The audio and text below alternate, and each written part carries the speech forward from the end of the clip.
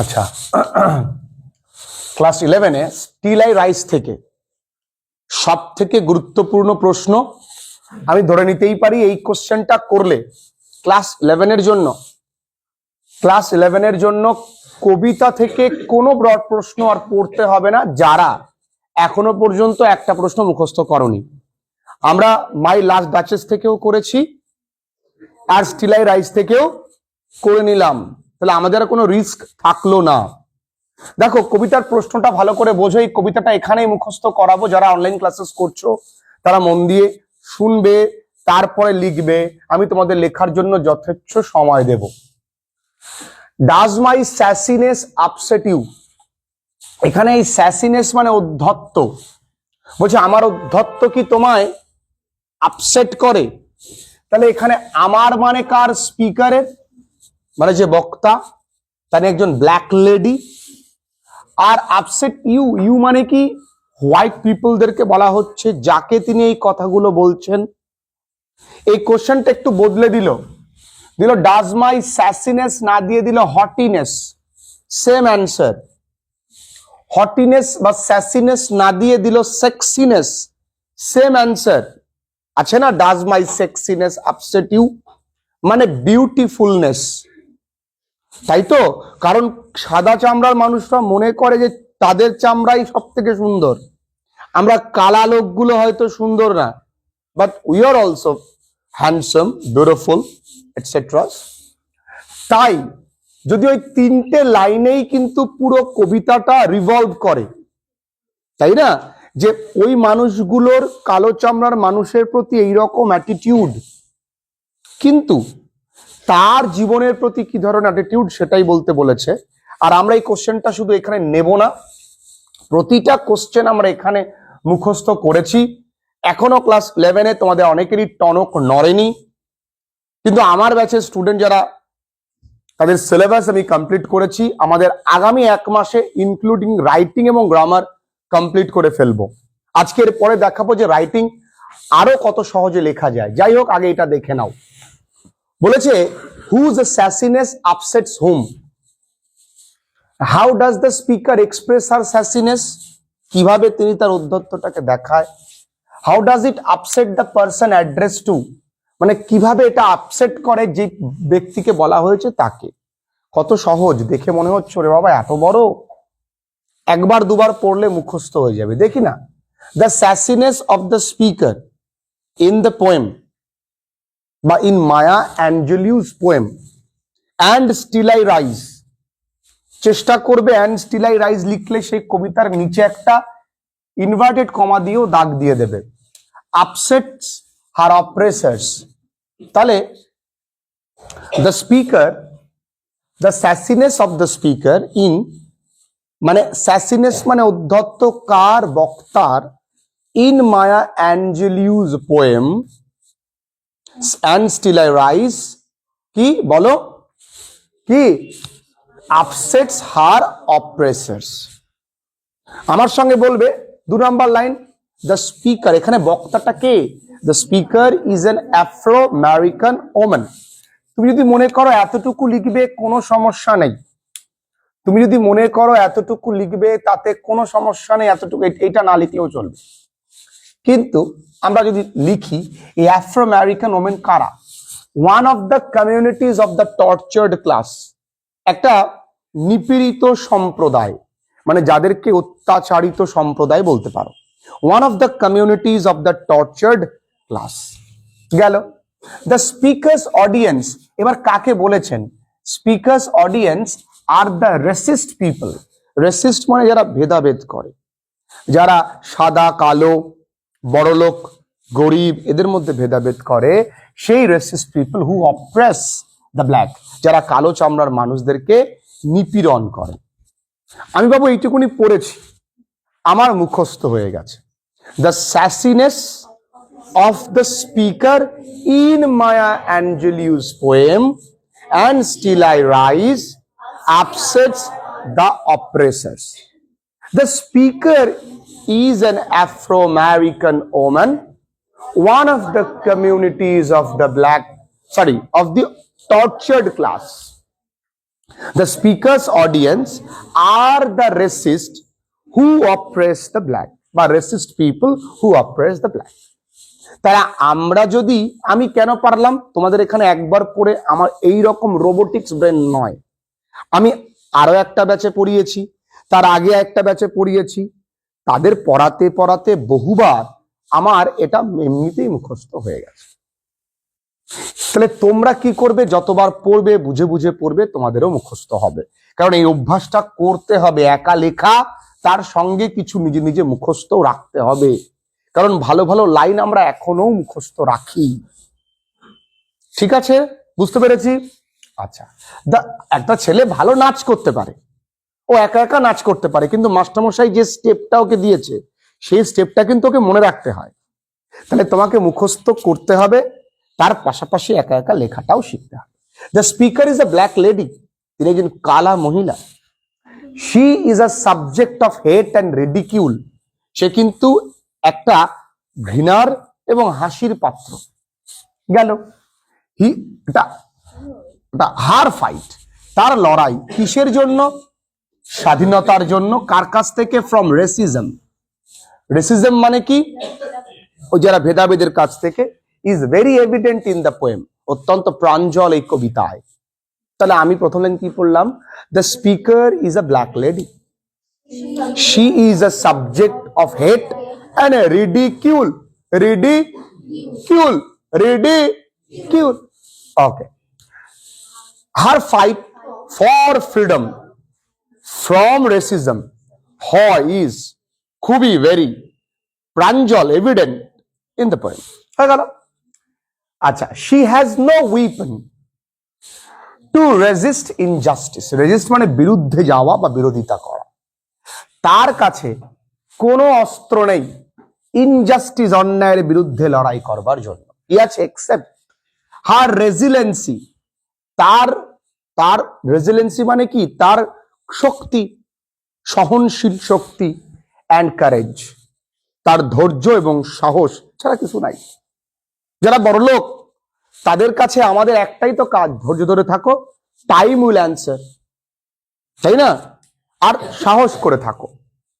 আচ্ছা, she discovered this, এই যে এইগুলো, দিস মানে এইগুলো, তিনি কোথায় খুঁজে পায়? In dust and air, moons and suns. অনেকে বলতে স্যার মুনস অ্যান্ড সানস বলছেন কেন?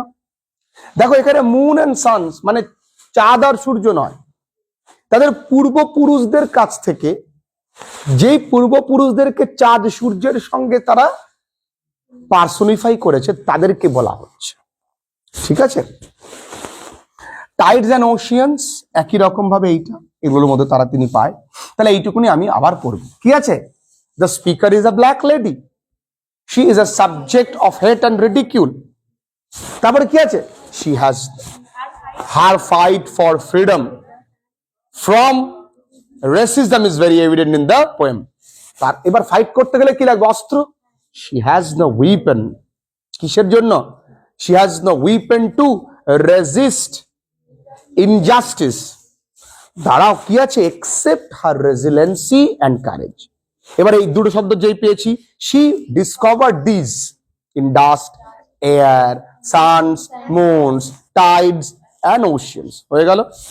আচ্ছা, শি গেটস ইন্সপিরেশন, সে মানে অনুপ্রেরণা পায় from the heartful histories of her four father's. তার হার্টফুল মানে কি হৃদয় বেদনাদায়ক যে ইতিহাস, সেই ইতিহাস থেকে তিনি তার মানে পূর্বপুরুষদের ইতিহাস থেকে সে কি পায়? ইন্সপিরেশন পায়। আমরা প্রত্যেক ইন্সপিরেশন কিভাবে পাই? যদি দেখি আমার দাদু বিনা চিকিৎসায় মারা গেছে, তবেই কিন্তু আমি নিজেকে এমন জায়গায় মানে প্রতিষ্ঠিত করব যে আগামীতে আমার যেন কোনো আমার পরিবারের কেউ যেন বিনা চিকিৎসায় না মারা যায়। তাহলে আমার কাছে কিন্তু প্রত্যেকের কাছে একটা হার্টফুল এক্সপিরিয়েন্স থাকে। ওকে, she encourages herself to fight against all odds, নিজেকে অনুপ্রাণিত করতে হয় তিনি সমস্ত লড়াই মানে সমস্ত কিছুর বিরুদ্ধে লড়াই করা। দেখো আমাদের নোটস সব থেকে সহজ, সব থেকে বৌদ্ধ, সব থেকে সুন্দর আমি বলবো, কারণ কঠিন নোটস পড়ে তুমি যদি লিখতে না পারো ও লাভ নেই। জামাটা খুব দেখতে সুন্দর, দোকানে গিয়ে ভালো লেগেছে, কিন্তু তোমার সাইজে নেই, কি লাভ? তুমি পড়তে পারবা? পড়তে পারবে না তো। তার মানে নোটসটা যদি খুব দামি হয় কিন্তু বিশাল স্ট্যান্ডার্ড, তুমি মুখস্থই করতে পারছো না, দাঁত মাত ভেঙে তুমি বুড়ো হয়ে গেছো, লিখতে পারলে না, লাভ নেই তো। আমি শুধু প্রথম সারির ছেলে মেয়েদের জন্য ভাববো না, আমার কাছে সবাই স্টুডেন্ট, সবাই যেন মুখস্থ করতে পারে, কিছু নেই এর মধ্যে, আমি একবারে মুখস্থ করে ফেলে দিয়েছি। কিন্তু দ্য অপ্রেসার্স থিঙ্ক, যারা অপ্রেস করে মানে যারা দমন করে রাখে, তারা মনে করে নিজেদেরকে সুপিরিয়র, সেরা। They can not tolerate any sassiness from the inferior. এবার এখানে দেখো, যদি এখানে হটিনেস থাকে প্রশ্নে, তুমি এখানে স্যাসিনেসটা তুমিও বদলে ফেলবে, তুমি লিখবে হটিনেস। যদি সেক্সিনেস থাকে তুমিও বদলে ফেলবে, লিখবে সেক্সিনেস। সেক্সিনেস মানে সুন্দরতা, বারবার সেক্সিনেস বলছি, এখান থেকে তোদের বান্দরগুলো। সেক্সিনেস মানে সুন্দরতা, তুমি কাউকে বলতেই পারো you are looking so sexy, যদি মেডি না বোঝে থাবড়া খাবা। তাকে নিশ্চিত করবে যে আগে সে আমার চ্যানেল সাবস্ক্রাইব করেছে কিনা, যদি করে থাকে তাহলে ঠিক আছে, সে জানে, তাহলে বলতে পারো you are looking so sexy. Sexy মানে বিউটিফুল, অ্যাট্রাকটিভ, সেক্সি খারাপ কথা নয়। ওকে, আচ্ছা, এবার দিস অফেন্ড দেম, আর এই যে উদ্ধত্ত সেগুলো তাকে কি করে? অফেন্ড করে, তার অবমাননায় লাগে। But the speaker portrays her indomitable courage, কিন্তু বক্তা কি দেখায়? তার হার না মানা সাহস। শোয়িং থাম, বুড়ো আঙুল দেখায়, কাদেরকে? টু অল হার অবস্ট্যাকলস, তার সমস্ত সমস্যাকে জীবনের, ফ্রম দ্য অপ্রেসার্স, ওই অপ্রেসার কাছ থেকে যা যা সমস্যা আছে তাদেরকে বুড়ো আঙুল দেখায়। এই হচ্ছে ব্যাপার। ক্লিয়ার? কিছু আছে বাবুরে, দুবার থেকে তিনবার বাড়িতে পড়বে, easily you can memorize them, তবে বুঝে বুঝে পড়বে। ক্লিয়ার? যদি কেউ এইটা ভালো করে পড়ে, তার সঙ্গে SAQ গুলো ভালো করে পড়ে, তার আর ব্রড কোশ্চেন পড়তে হবে না। আমি খুব তাড়াতাড়ি বলবো ক্লাস 11 এর টোটাল ব্রড কোশ্চেনের জন্য কটা কটা পড়া প্রয়োজন, কে কটা পড়বে, কে কটা পড়বে না। ঠিক আছে, বুঝতে পেরেছো? কঠিন কিছু আছে এর মধ্যে? লিখে নেবে, যারা অনলাইন ক্লাসেস করছো, আমি সরে যাই, লিখে নেবে। এই কথা নয়, এই দেখো ক্লাস 11 এ এখনো তোমাদের অনেকের টনক ফেরেনি। যদি টনক না ফেরে, বলছে স্যার কবে ফিরবে আমি জানি না, একটু আগে ওই বলছিল, কারণ ক্লাস 11 এ আমরা মনে করি যে রঙিন চশমা আমাদের চোখে পরে নিয়েছি, এবার আমাদের কোনো চাপ নেই। ম্যাক্সিমাম ছেলেমেয়েরা সিলেবাস সম্পর্কে জানে না। মনে রেখে দাও, সেকেন্ড সেম, এখানে কিন্তু MCQ বলে কিচ্ছু নেই। তোমাকে প্র্যাকটিস করতে হবে, তোমাকে টেক্সটের খুব ভালো জ্ঞান রাখতে হবে, তোমাকে ব্রড কোশ্চেন মুখস্থ রাখতে হবে, কারণ তোমার সম্পূর্ণ প্রশ্ন কিন্তু SAQ এবং কি বন্ধুরা BTQ, আর গ্রামার, আর কি রাইটিং। রাইটিং এখানে একটা দুটো নয়, তিনটে টাইপ আছে। কটা টাইপ আছে? তিনটে টাইপ। আমরা যদিও দুটো করব, আমরা করব ইভেন্ট রিপোর্টিং, আমরা করব অফিসিয়াল লেটার বা এডিটোরিয়াল লেটার, আমরা করব, আমাদের চাপ নেই।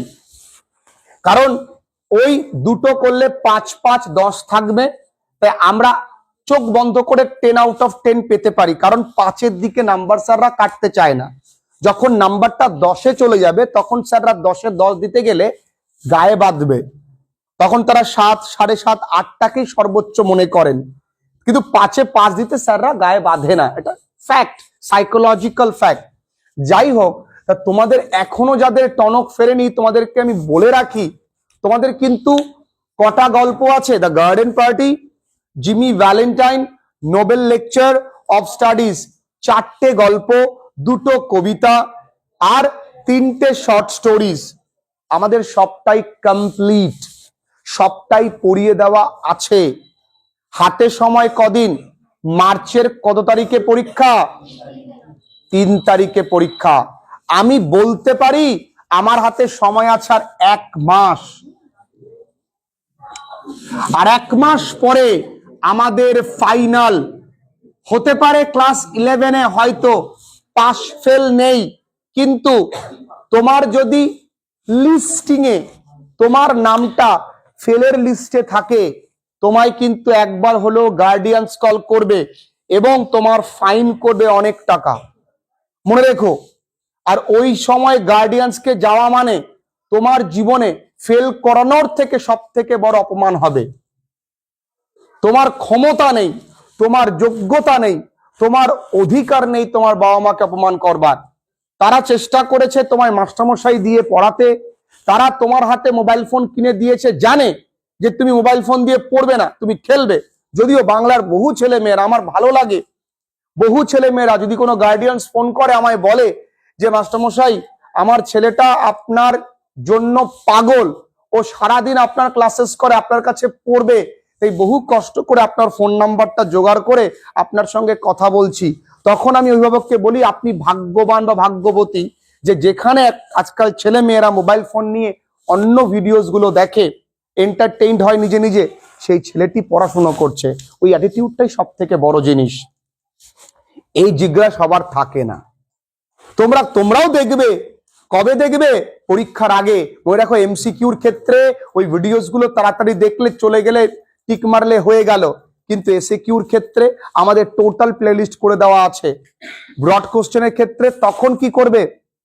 আর গার্ডেন পার্টি বহু স্কুলে এখনো পড়াইনি, কারণ এত বড় তাই, কিন্তু আমি প্রথম শুরু করেছি। আমি একটা জায়গাও বোর ফিল করাতে দিইনি। প্রত্যেকটা গল্প, কবিতা, প্রত্যেকটা ছোট গল্প বুঝিয়েছি, হাসিয়েছি, সমস্ত কিছু বুঝিয়ে দিয়েছি। সিলেবাস আমাদের কমপ্লিট, সিলেবাস আমাদের কমপ্লিট। হাতে কিন্তু মাত্র সময় 1 মাস। 1 মাস মানে জানো কটা ক্লাসেস হবে? 8টা ক্লাসেস। মানে তুমি এখানে 8 দিন আসবে যাবে, তারপরে তোমার ফাইনাল পরীক্ষা। একটু ভয় লাগে না? কিন্তু যদি এখনো শুরু করা যায়, তাহলে 4টে সপ্তাহ থাকে। তো আমাদের 4টে সপ্তাহ থাকে। প্ল্যানিংটা বলবো যারা এক্ষুনি ভালো করে করবে। প্রথমত হচ্ছে, দেখো, মনে রাখো যার সঙ্গে গুরু থাকে তার পৃথিবীতে যে কোনো যুদ্ধ জয়লাভ করতে পারে। অর্জুন কম শক্তিশালী, অর্জুন শুধু আর্চারিতে কিন্তু ভালো ছিল, কিন্তু অপোনেন্টদের সমস্ত রকম যোদ্ধা ছিল, তারা তাও জেতেনি। কেন? তাদের কাছে অর্জুনের মতন উপদেশটা ছিল না। তাই আমি তোমাদের যে উপদেশ দিচ্ছি, আমি তোমাদের যে সাপোর্টটা করছি, এটা প্রয়োজন। দেখে নাও, প্রথম কি, এই 4টে সপ্তাহ তোমার টার্গেট হবে সহজ দিয়ে শুরু করা, কখনো কঠিন দিয়ে শুরু করবে না, তাহলে তোমার নেগেটিভ সেটব্যাক ক্রিয়েট হবে। সহজটা কি আছে? সহজ আছে 3টে শর্ট স্টোরি। 3টে শর্ট স্টোরি। এই শর্ট স্টোরি গুলো কি করবে? বইটা নেবে, বই নিয়ে আমি যে তোমাদেরকে পড়িয়েছি, ও বাবু একটু বলি, আমি যে ভিডিও ক্লাসেস গুলো দিয়েছি সেইগুলো শুনবে, তাহলেই হয়ে যাবে। ওখান থেকে কোনো এসএকিউ আসবে না, ব্রড কোশ্চেন আসবে। একটা থেকেই লিখিয়েছি, 200% আমি নিশ্চিত যে ওখান থেকেই দেবে। তবুও আমি যাতে রিস্ক না নেওয়া যায়, কিছু কিছু আমি লিখিয়ে দেব। আপাতত একটাই ব্রড কোশ্চেন, মানে একটা গল্প থেকে ব্রড কোশ্চেন পড়ো। প্রথম কাজ কি? প্রথম কাজ ওই 3টে শর্ট স্টোরি ভালো করে শোনা। তাহলে 1 সপ্তাহে 3টে শর্ট স্টোরি, 3টে, একটা সিনেমা 3 ঘন্টার, আর শর্ট স্টোরিজ গুলো আধ ঘন্টা করে আছে।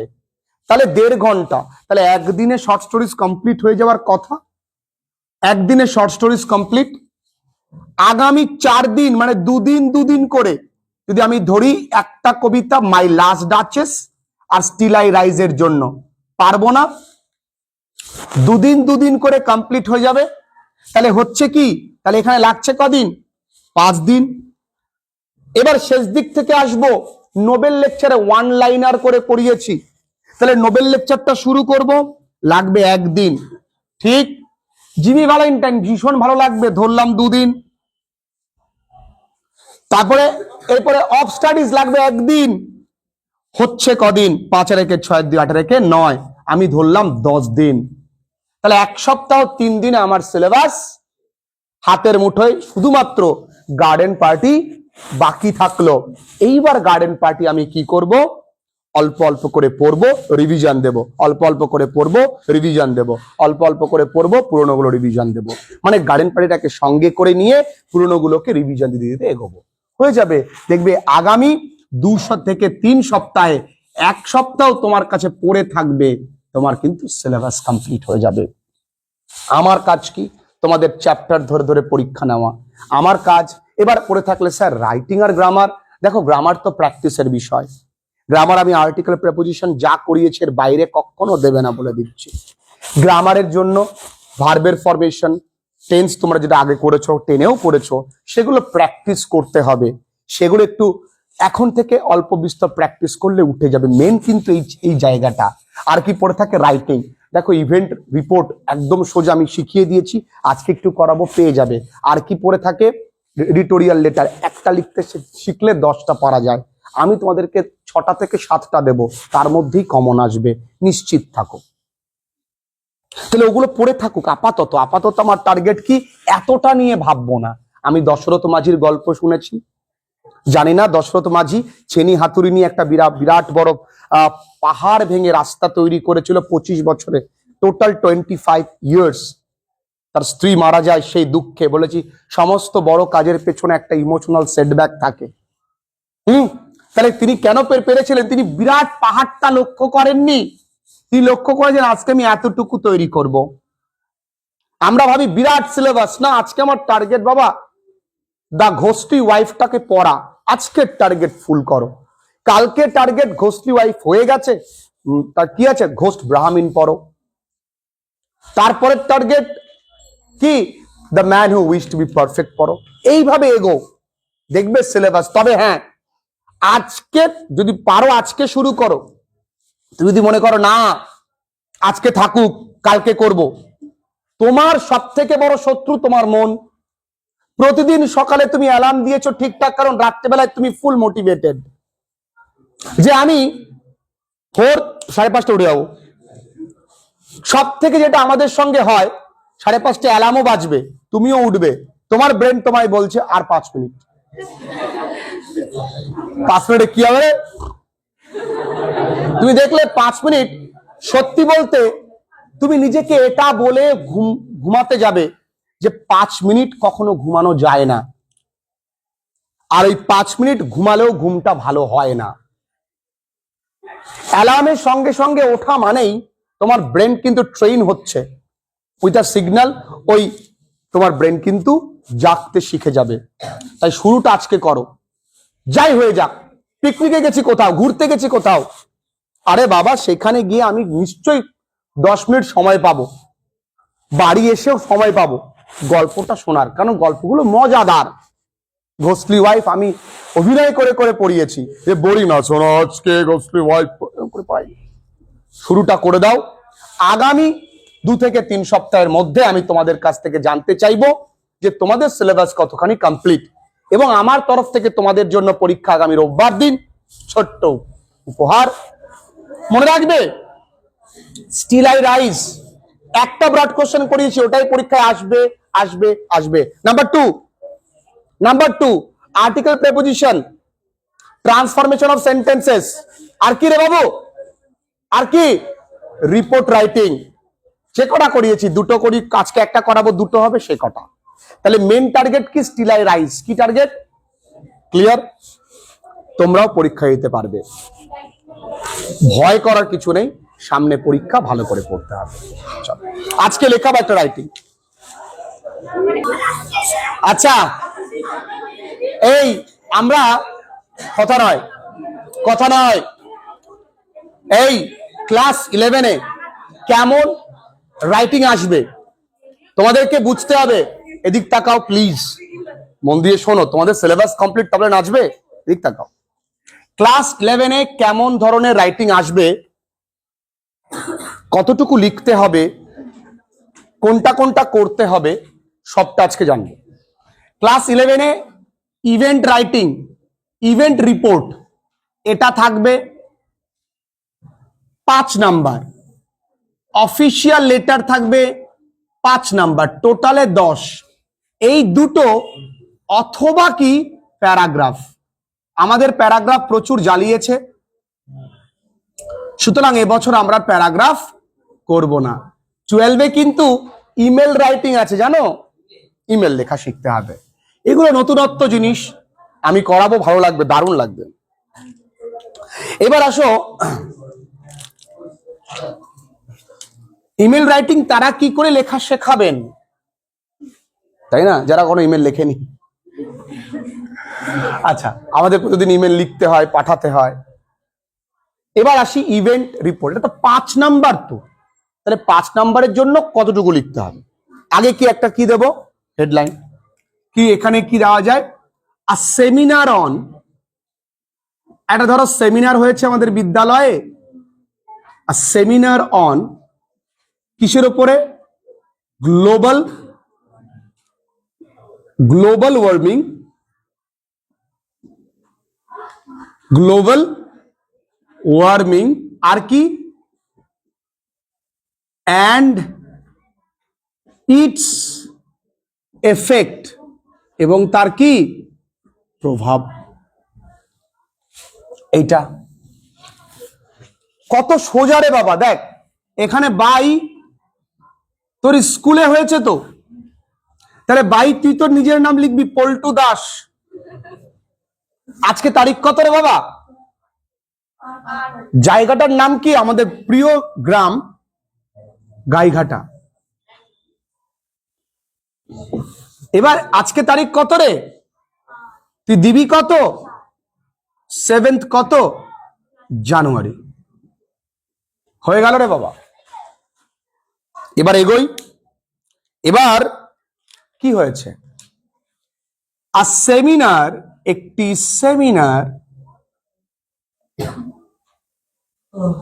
অন, এই কথাটা লিখবি, গ্লোবাল ওয়ার্মিং লিখলি, এইটুকুনি লিখলি, অ্যান্ড ইটস ক্ষতিকর, অ্যাডভার্স এফেক্ট, অ্যাডভার্স মানে ক্ষতিকর প্রভাব, কার উপরে, অন পৃথিবীতে,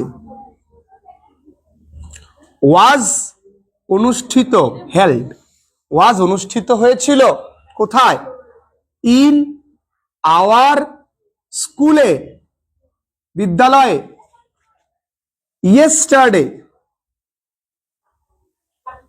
গতকালকে। ওকে, ইট টুক প্লেস মানে এটা হয়েছিল কোথায়, in the school seminar hall, মানে স্কুলের সেমিনার কক্ষে, সেমিনার হল। তুমি ভাবতে পারো স্যার আমাদের বাড়িতে তো আমাদের স্কুলে তো সেমিনার হল নেই, মাঠে, স্কুল গ্রাউন্ড, তখন কিন্তু স্কুলস গ্রাউন্ড লিখো না, তুমি এখানে স্কুলসও লিখতে পারো, আবার শুধু স্কুলও লিখতে পারো, কোনো সমস্যা নেই।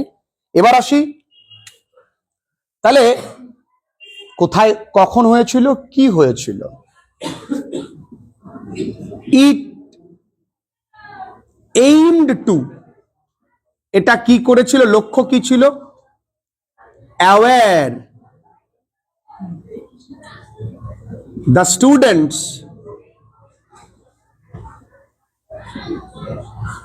and the staffs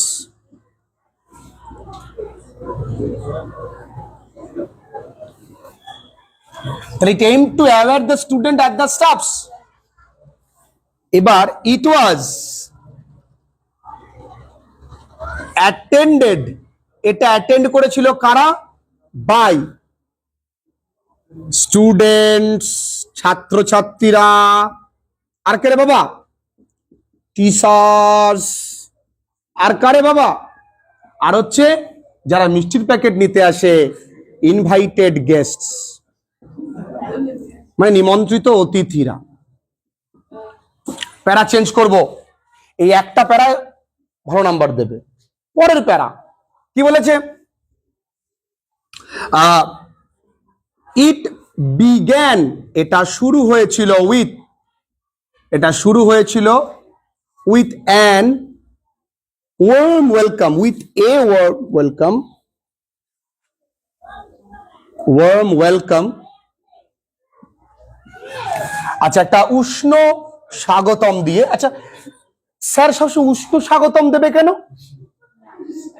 দেবে বাই আওয়ার HM, হেড স্যারের দ্বারা। ঠিক আছে, হি হাইলাইট করেছিলেন, হাইলাইটেড, তিনি হাইলাইট করেছিলেন দা গুরুত্ব, মানে দা ইম্পর্টেন্স অফ, বোঝার, আন্ডারস্ট্যান্ডিং, দ্য কজ, কারণ, of global warming,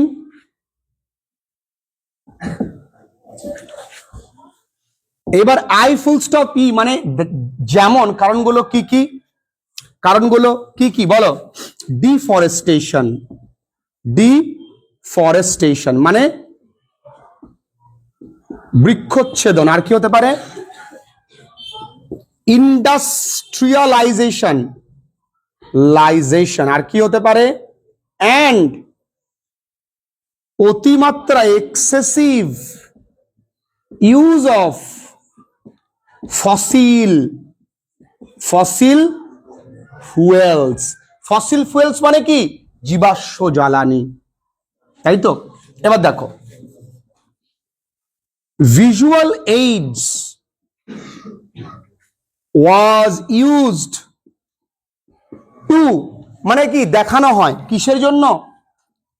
demonstrate, demonstrate it's effect, এর ফলাফল। আবার দ্যাট ইজ কি কি?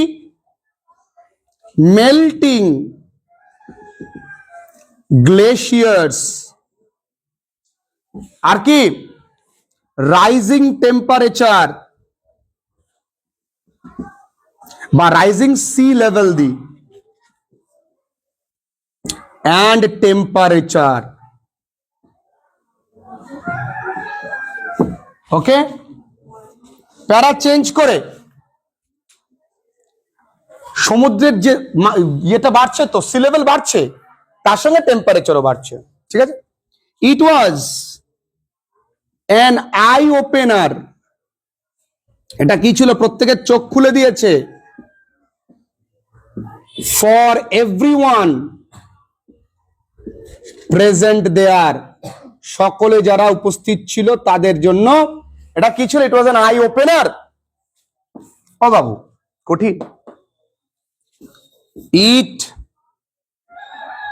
It impacted them to think of the earth. না, impacted them to save the earth, এইভাবে লিখি তাহলে ভালো হবে। আমার ডিজিটাল মোছাটা পেয়ে গেলাম। To save the earth, কাদের জন্য? আমাদের ছেলেপুলের জন্য। For the future generation. এইটুকুনি লিখলে স্যার আর কিছু কাটতে পারবে? 5-এ 5 স্যার দিয়ে বসে রয়েছে, শুধু রেজাল্টটা তোলা বাকি। এর মধ্যে সব অনুষ্ঠানে কিন্তু মিষ্টি দিয়ে না। হ্যাঁ, একটা অ্যাওয়ারনেস প্রোগ্রাম, তার মধ্যে তোমরা বলছো ইট ওয়াজ কনক্লুডেড উইথ সুইট ডিস্ট্রিবিউশন, তার মধ্যেও দিচ্ছে। এখানে একটা লাইন অ্যাড করতে পারো, যখন কনক্লুডেড বললে একটা লাইন তোমরা এখানে অ্যাড করবে। হ্যাঁ, এই জায়গাটায় একদম শুরুতে এটা লিখবে, ইট ওয়াজ কনক্লুডেড এটা শেষ হয়েছিল with an oath taking ceremony. Oath taking কি রে বাবা? Ceremony. Oath taking ceremony for tree plantation, গাছ লাগানোর কথাটা বলতেই হবে। তাহলে এই অনুষ্ঠান করে যদি গাছই না লাগায় তা হবে না।